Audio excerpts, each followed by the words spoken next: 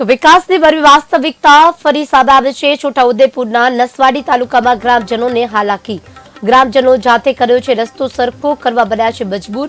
3 kilometre પગપાળા ચાલી દવાખાને જવા મજબૂર બન્યા છે। સરકારમાં 6 કરોડના રોડની કરાય છે દરખાસ્ત।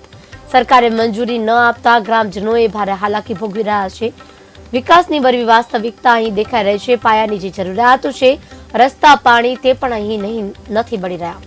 વિકાસની ભરવી વાસ્તવિકતા સામે છોટાઉદેપુરની નસવાડી તાલુકાના ગ્રામજનો અત્યારે હાલાકી ભોગવી રહ્યા છે। ખુદ જાતે જ પોતે રસ્તો બનાવી રહ્યા છે। ગ્રામજનો જાતે કાચો રસ્તો સરખો કરવા મજબૂર બન્યા છે, કારણ કે અહીંથી નીકળવા માટે પણ ચાલી ન શકાય તેવો રોડ છે।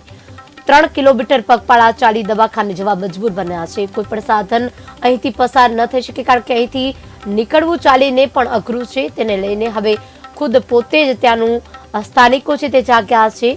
દવાખાને જવા મજબૂર। સરકારમાં 6 કરોડના રોડની દરખાસ્ત કરાય છે। સરકારે મંજૂરી ન આપતા ગ્રામજનોમાં ભારે હાલાકી ભોગવી રહ્યા છે। ખુદ જાતે જ કેડી બનાવી રસ્તો બનાવી અને અહીંથી પસાર થવા મજબૂર બન્યા છે। પોતે ચાલી શકે તેટલો પણ રસ્તો અહીં ન હોવાથી જાતે જ અહીં કેડી બનાવીને રસ્તો બનાવી રહ્યા છે।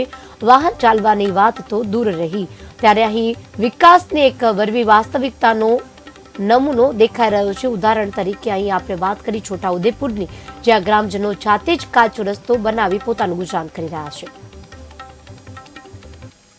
રસ્તા છે, આજે બધા ગ્રામજનો જાતે રિપેરિંગ કામ કર્યું છે, કેમ કે અહીં કોઈ વાહન આવતું જ નથી। ચોમાસું આખું અમે આટલું દુઃખ ભોગવ્યું છતાં કોઈએ ધ્યાન આપ્યું નથી। ગયા વર્ષની બી અમારી આવી એક ઘટના બનેલી કે એક ગર્ભવતી બહેનને 3 કિલોમીટર પગપાળા ઉચકીને નીચાના ગામ સુધી લઈ જવી પડી હતી। એના 1.5 વર્ષ વીતી ગયો પણ હજુ કોઈ તંત્ર જોવા આવ્યું નથી। ચોમાસું તો ગયું પણ તંત્રએ વાહન આવે એવું તો કરી આપવું જોઈએ ને, એ પણ નથી કરી આવેલું। કુંડા ગામના નળિયાબાર ફળિયાના રસ્તા છે, આજે